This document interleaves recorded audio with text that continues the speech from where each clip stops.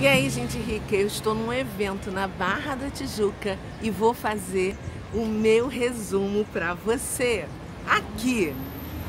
E hoje eu vou falar sobre o livro A Destruição do Marxismo Cultural. Nada melhor. Essa obra, ela é assim fruto de 5 pessoas: um juiz de direito, Dr. William Fábio, do médico, Dr. Juliano Marçal, do advogado, Dr. Cristóvão do Espírito Santo, da jornalista Akíria Patrícia e do andragogo Pablo Marçal. Você sabe o que significa andragogo, andragogia? Não? Eu vou te explicar. Andragogia é uma palavra grega que significa ensinar para adultos, assim como a pedagogia, né? A andragogia é uma ciência que ensina assim a aprendizagem. Primeiro conhecimento delivery aí pra você, hein? Põe na conta e deixa um like aí pra mim, combinado? Então, essas 5 pessoas estudaram assim o tema desse livro nos últimos 10 anos e criaram essa obra literária que eu indico para você ler, para conhecer mais da história do nosso país e não ficar dando uma de bobo por aí, repetindo as fake news e defendendo práticas comunistas. Você sabe para que foi criado o Fórum de São Paulo? De Anthony Gramsci, o próprio marxismo social, sabe, da escola de Frankfurt. Você conhece essas coisas? Só para começar, você sabe quem foi Antonio Francesco Gramsci? Não? Eu vou te contar. Ele foi um filósofo, marxista, crítico literário, jornalista italiano. Ele estudou, ele escreveu sobre a teoria política, sociologia, antropologia, história e linguística. Os autores dizem que você vai descobrir neste livro coisas que vão, sabe, te revoltar e vai definir novas diretrizes na sua vida.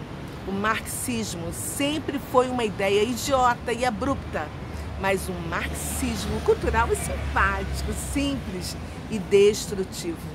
Ele criou tantos tentáculos, mudou tantas culturas, afetou inúmeros sistemas econômicos, crenças, religiões e a individualidade da pessoa, em nível assim quase impossível de se reverter. O nome desta obra tem assim como objetivo dar assim um sentido ambíguo. O marxismo está nos destruindo há décadas, de forma invisível. Depois, as informações que você vai receber aqui, finalmente você vai ativar a sua consciência e entender que já existe um caminho para resolver isso. Pensar e agir rapidamente. Sabe o que o marxismo cultural mais odeia? O movimento imparável chamado judaico-cristão. Vamos para a guerra? Pois a paz é a consequência de uma guerra vencida. Você está pronto, pronta? Então, simbora comigo, bem-vindo ao meu 36º resumo. Uau! Quando você decidir fazer algo e não desiste, o tempo passa e você adquire tanto conhecimento no caminho que tem assim material suficiente para escrever muitas páginas de outros livros. Se você está chegando aqui pela primeira vez, seja bem-vindo.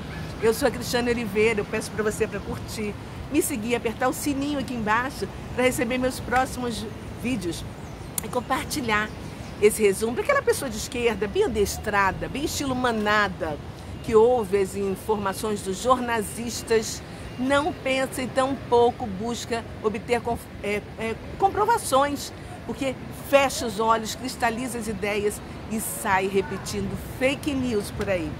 Ajude a salvar um esquerdista desinformado e trazê-lo para o lado dos patriotas, ok? Verde e amarelo. Vamos começar? Então, vamos começar com um pouco de cultura histórica, a Idade Média, entre o século V da Era Cristã e o século XV. Durante 10 séculos após a queda do Império Romano, o cristianismo desenvolveu na Europa medieval. E pelo contrário do que é apregoado, muito conhecimento, seja natural ou espiritual, foi concebido através da igreja medieval, que foi responsável pelas primeiras universidades, as artes, incluindo aí a literatura, com aquelas poesias palacianas, que retratavam tudo que acontecia na corte.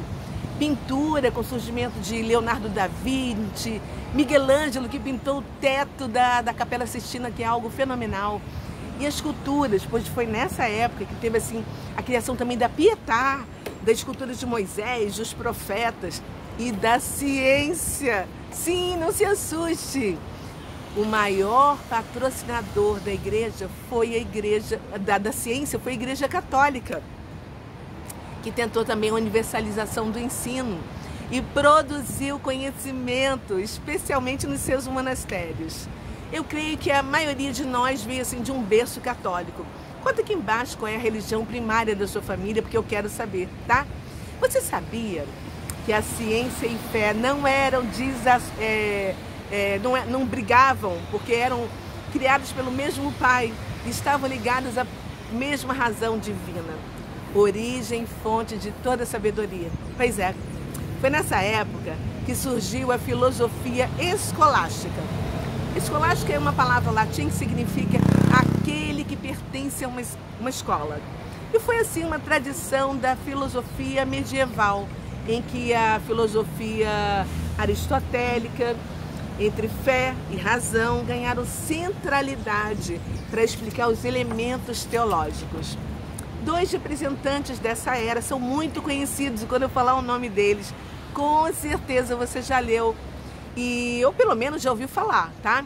Um é um africano e o outro italiano, Agostinho de Hipona, mais conhecido como Santo Agostinho, o nome da escola que eu estudei no Rio de Janeiro. Ele nasceu no norte da África, assim, no fim do século IV. E o outro é Tomás de Aquino, que nasceu na Itália no século XIII. A minha estante tem vários livros de Santo Agostinho. Além desses dois ícones, né, tem vários outros nomes assim mega importantes. Depois deles, assim, abriu-se assim um espaço para o surgimento da doutrina do pensamento francês, René Descartes, né, que nasceu em 1506 e morreu lá para 1600 e alguma coisa, propondo um afastamento e uma interpretação mais racional e antropocêntrica do mundo. É o síndrome da capacidade de enxergar o ser humano de forma completa, rompendo, sabe, assim, com a verdadeira dimensão do homem de Deus. Que também é uma corrente filosófica que aborda a ciência social, a razão humana e a ética. E a humanidade começou esse distanciamento da fase de Deus. E aqui surgiu o humanismo. E os seus seguidores seculares normalmente são ateus ou agnósticos. E eles aparecem como assim seguidores do naturalismo. E o homem passa a ser o centro de tudo, enquanto Deus passa a ser uma simples ideia, portanto passível de ser refutado e negado. Você é seguidor de Deus? Acredita que ele realmente existe? Então você é um fanático, retrógrado, atrasado. Sabe qual é a base politicamente correta? A razão, a ciência, a aprendizagem através de relatos históricos e pessoais. Esses são os suportes éticos e morais, dando sentido à vida. Lógico, né? Depois veio o pensador alemão. Lembra que falamos da famosa escola de Frankfurt no início do resumo? Pois é. Ela formará o pensamento de Kant no século XVIII. Razão está apenas no homem. E a religião é um mero capricho, apesar de necessário, mas sem muita relevância no mundo científico. Depois surgiu Hegel, né? Eu acho que foi no século XVIII a XIX. Ele consolida o chamado idealismo alemão. E no alto de sua arrogância intelectual, cercado de aduladores, ele declara a morte de Deus. Para reconhecer-se como o próprio Deus, discípulo do mesmo, no ápice dessa tragédia intelectual, e que se arrastou assim por séculos, especialmente a partir da Idade Média, surge ninguém menos do que Karl Marx. Pai da doutrina mais maligna e destrutiva jamais concebida pela mente humana. responsável pelo totalitarismo e horrores vividos no século XX. Deus? Deus simplesmente não existe. E o seu lugar, Marx concebe o Estado que será absoluto, esmagará, sabe, a individualidade e trará felicidade. E assim ele trouxe o inferno para a terra. O Estado grande, distribuidor da riqueza, gerou um sistema em que a classe opressora capitalista foi substituída pela classe política e opressora. A atual humanidade é fruto de séculos de equívocos no âmbito da alta cultura dos desastres dos nossos dias. A Organização das Nações Unidas, a ONU, surgiu em 24 de outubro de 1940, sei lá, logo após a Segunda Guerra Mundial, com o propósito de promover a cooperação internacional e a paz. Seus objetivos iniciais eram nobres, mas infelizmente no decorrer do século XX foram completamente distorcidos. E hoje ela se presta a destruir os valores pelos quais o mundo ocidental tem se sustentado ao longo de vários séculos.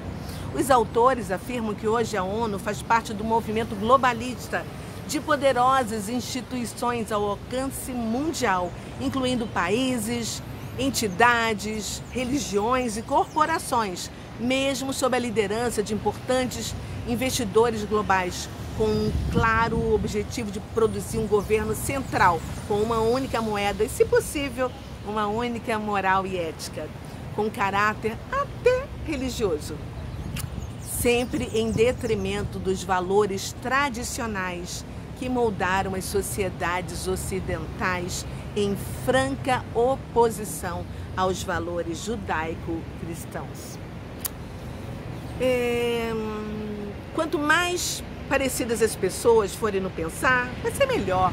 Obviamente, as técnicas de marketing e propaganda são fundamentais, né? Sempre em escala global e imprescindíveis a esses propósitos. As pessoas estão sendo imbecilizadas, inclusive no campo pedagógico, a partir de diretrizes, né? E organizações não governamentais, universidades e assim um imenso guarda-chuva, entendeu? São 3 os grandes blocos que competem pelo controle do mundo. O bloco russo-chinês, o bloco metacapitalista, que é o ocidental, e o bloco árabe-muçulmano, que está invadindo o território mundial. Eles se unem, né, contra 3 grandes inimigos: o cristianismo, o nacionalismo norte-americano e, é claro, contra Israel. Não se engane com a eficácia deles. O marxismo, como uma ideologia, tem 150 técnicas e ferramentas de controle social extremamente eficientes e revolucionárias. Porque assim, de forma sutil, com uma estratégia globalista, ele retira da família e dos pais o papel de educadores sobre seus filhos, além de atender a um projeto globalista de desconstrução da família tradicional. O modelo tradicional de família e seus valores não interessa ao movimento globalista. Muitos não entenderam por que a Inglaterra se retirou da Europa, daquela ideia do euro. Temos que aplaudir, porque eles não têm interesse em povos soberanos e com herança cristã. E a nossa herança cristã deve ser celebrada, entendeu? Estado laico não é sinônimo de Estado ateu e não pode ignorar os valores da sociedade que o sustentam. Pois o Estado, gente, é uma ficção humana que existe para servir o povo e não ao contrário. O povo é soberano, mesmo que alguns que se encontram no poder não queiram aceitar isso. Nós vimos agora, no dia 7 de setembro, eu estava lá em Copacabana. E o nosso sistema acha que não aconteceu nada. Afinal, eram 120 mil pessoas, né? Na rua, né? Pois é. No livro eles explicam o que é teocracia, o que é juristocracia, e eles contam que um dos grandes estratégias do marxismo cultural no mundo é ocupar espaços, inclusive na magistratura e no Ministério Público. Essa doutrina já alcançou muitas pessoas, quer seja pela doutrina direta dentro das faculdades, quer seja pelo chamado imbecil coletivo, ou seja, as pessoas diante do sequestro da narrativa em universidades e imprensa passam a acreditar que a realidade é aquela artificialmente construída pelos respectivos senhores da narrativa, que são os professores, os jornalistas, né? E o resultado é uma sociedade imbecilizada, que não mais reconhece o certo diante do errado e acreditam em narrativas construídas na base do fake news. Nós já estamos vivendo dentro desse sistema, enquanto alguns estão no mundo da Disney querendo tirar foto com Mickey. Infelizmente o mundo já conhece essa experiência e é nocivo, né? O poder do judiciário na Venezuela, na Cuba, na Coreia do Norte, na Rússia e em outras nações que adotaram socialismo como sistema político e econômico. Na Europa, apesar de um socialismo falsamente light, caminha na mesma direção. E agora, quem está na berlinda é a América do Sul. A Argentina, nossa irmã, já é a bola da vez. E nós, no Brasil, estamos na guerra contra esse monstro burocrático que quer implantar menos liberdade individual e mais Estado. No judiciário corrompido, ideologicamente e culturalmente, é um terrível instrumento num Estado policial, agora em escala global. Pare de ser imbecil, útil, um bobinho, e agradeça, porque hoje nós temos um mito consumindo com uma inteligência estratégica de um comandante a nossa nação para retardar o quanto puder a entrada desse poder vermelho no Brasil. Muitos padres e muitos pastores já despertaram para que a igreja volte a ter uma ideia de sal na terra e luz para o mundo, enquanto outros não se posicionaram e serão vomitados porque são mornos. Os autores também falam sobre o islamismo como uma religião do mal que surgiu no 7º século da religião cristã. Quando eu li o que eles escreveram, me deu até arrepio, porque eu escrevi no meu 2º livro que eu tive uma discussão com um muçulmano dentro da cidade fortificada de Jerusalém. Leia o meu livro, A Paz em Conflito, e conceba essa realidade ao vivo e a cores que eu passei e que eu compartilhei para você poder compreender essa dicotomia entre essas religiões. Vamos lá, vamos voltar para a resenha do livro do Pablo Marçal. Pablo Marçal retém os direitos autorais dessa obra fantástica para você ampliar a sua visão, que eu super indico. Jesus ensina que o cristão deve ser manso, mas astuto como uma serpente. Eu vos envio como ovelhas no meio dos lobos. Sede, portanto, prudentes como as serpentes, mas simples como as pombas. Isso está lá em Mateus 10, no versículo, acho que 16. Os autores, eles explicam em detalhes como funciona o gramscismo no Brasil. É incrível quando você lê, como se assim, uma cortina fosse aberta e seus olhos, né?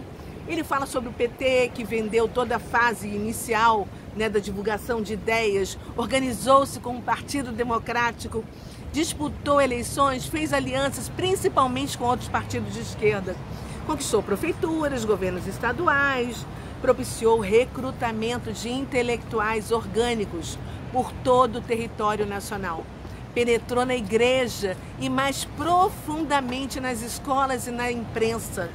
Conquistou cargos no executivo, no legislativo e principalmente no judiciário, o que lhe promoveu uma vasta rede de informantes no serviço público usado para destruir os adversários burgueses.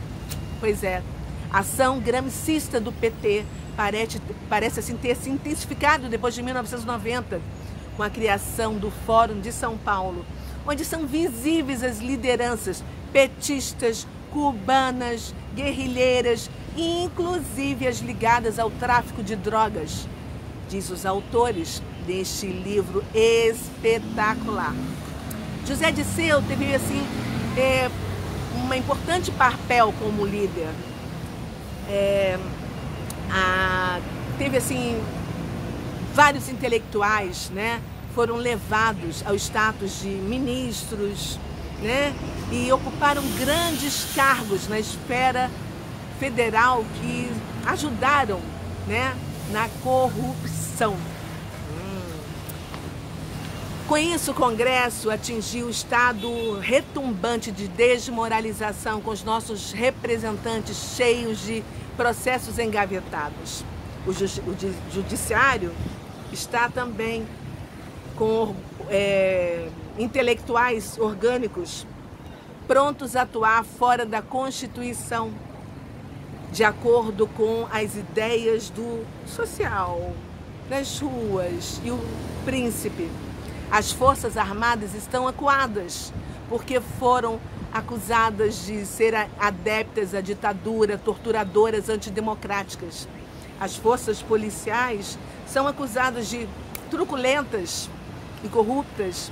Por outro lado, as classes oprimidas e destruídas, sabe, estão sob proteção. E os defensores humanitários contra os assassinos criminosos gritam e defendem os indefensáveis.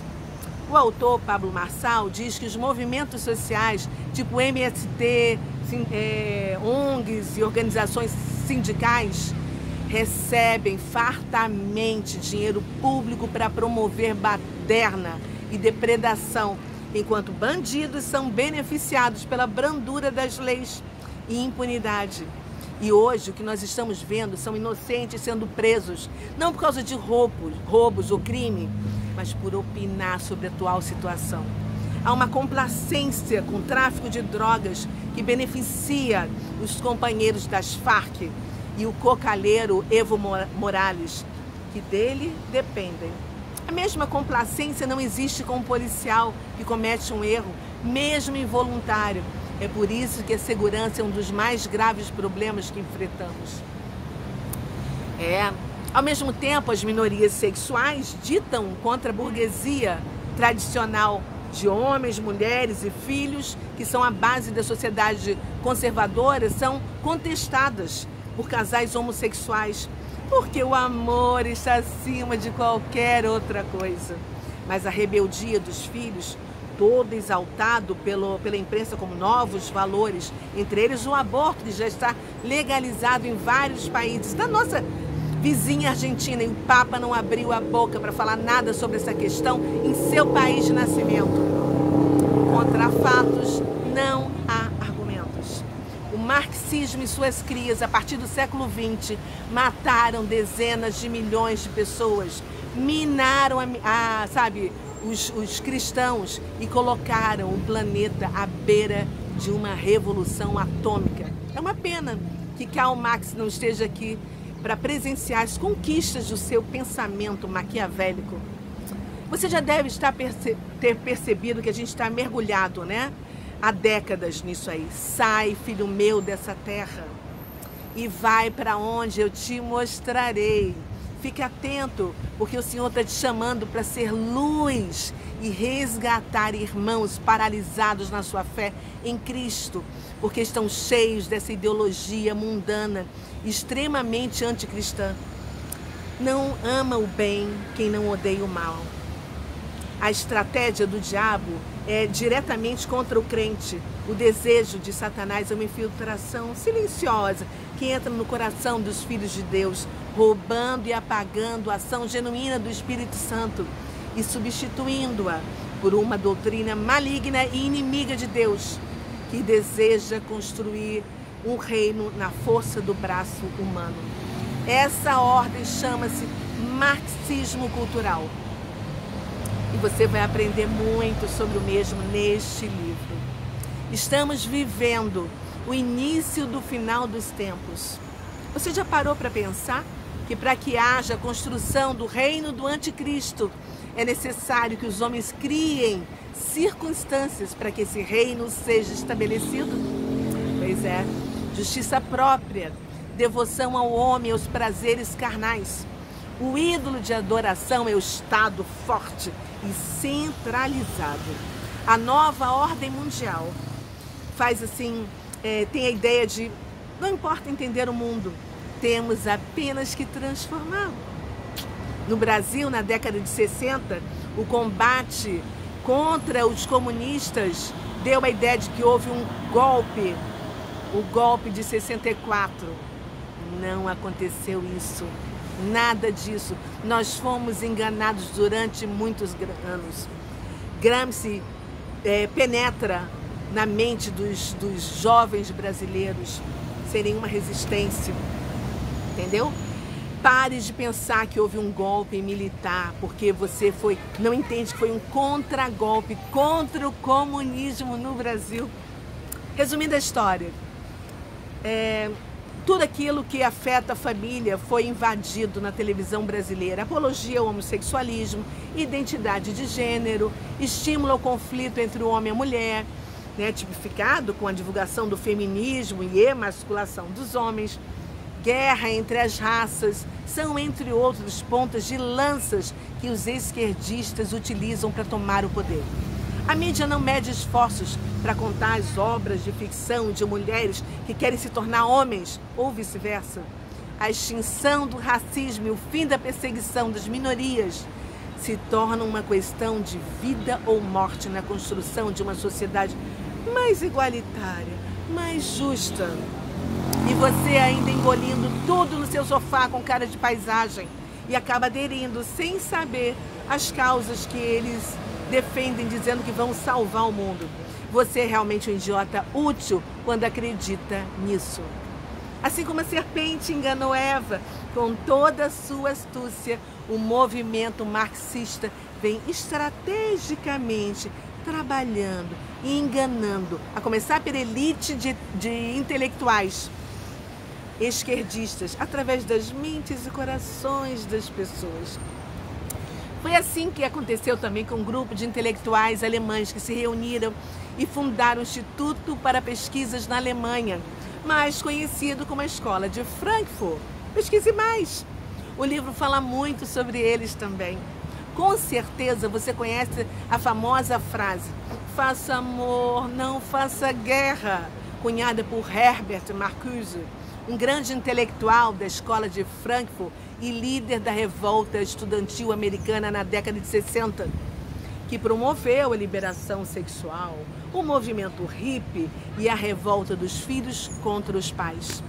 Milhares de jovens abandonaram suas famílias em busca de sexo, drogas e rock and roll, zombando os cristãos com dose maciça de LSD, maconha e sexo livre.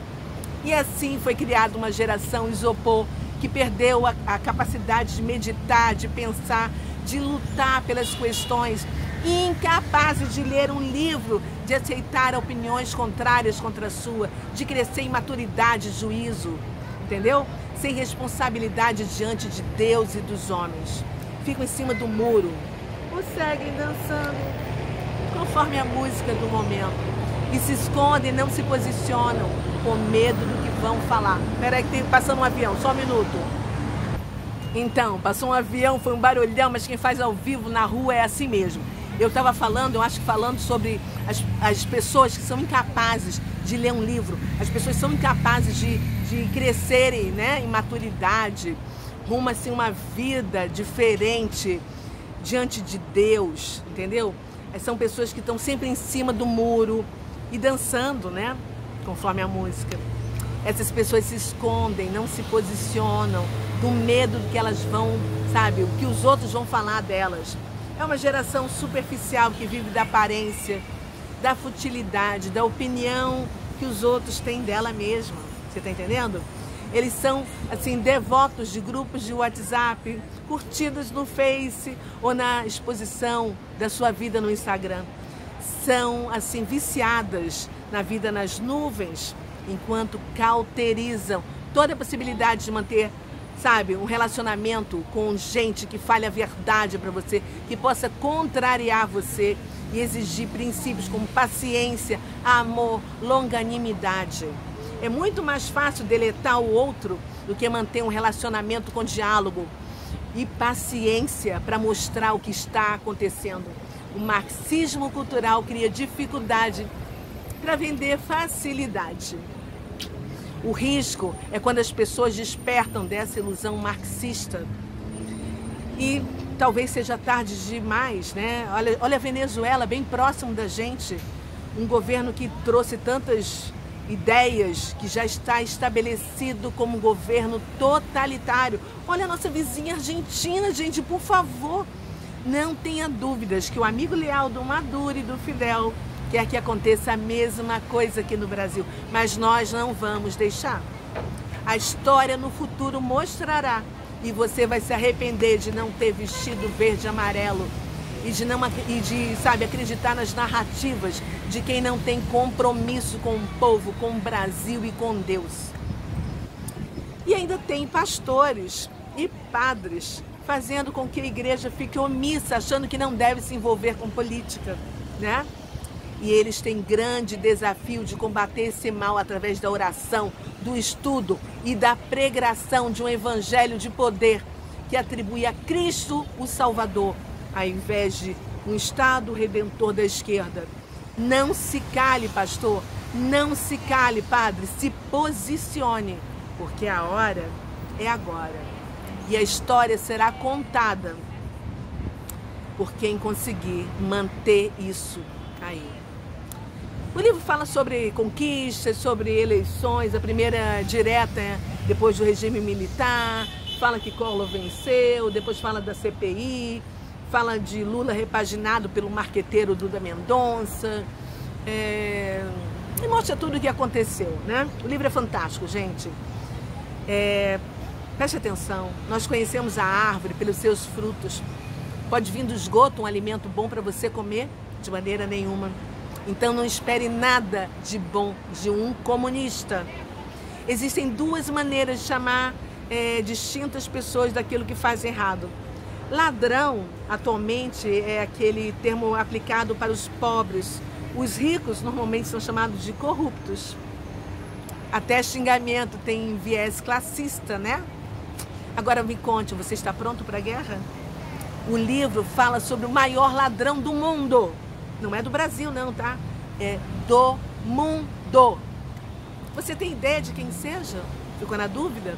Faz o seguinte, assim que terminar esse vídeo, por favor, faça uma pesquisa no Google e apenas digite lá, o maior ladrão do mundo. E você verá quem vai aparecer. Sim, é este mesmo. Não tenha dúvidas. Os autores falam de coisas que nem eu sabia e nunca imaginei, mas estou disposta a abrir os meus olhos. Compre esse livro, desperte. Agora, simbora. Vamos para a luta, porque o Brasil jamais será vermelho. A nossa bandeira é verde e amarela. Vem com a gente. É isso aí. Espero que você tenha curtido. Espero que você tenha tido assim a vontade de pensar e não se deixar levar. A gente se vê no próximo resumo. Até lá. Valeu, obrigada. Estou na Barra da Tijuca, olha lá. E estou aqui num evento e eu desejo postar esse vídeo, subir para o YouTube hoje à noite ou no máximo amanhã de manhã. Beijo no seu coração. Tchau.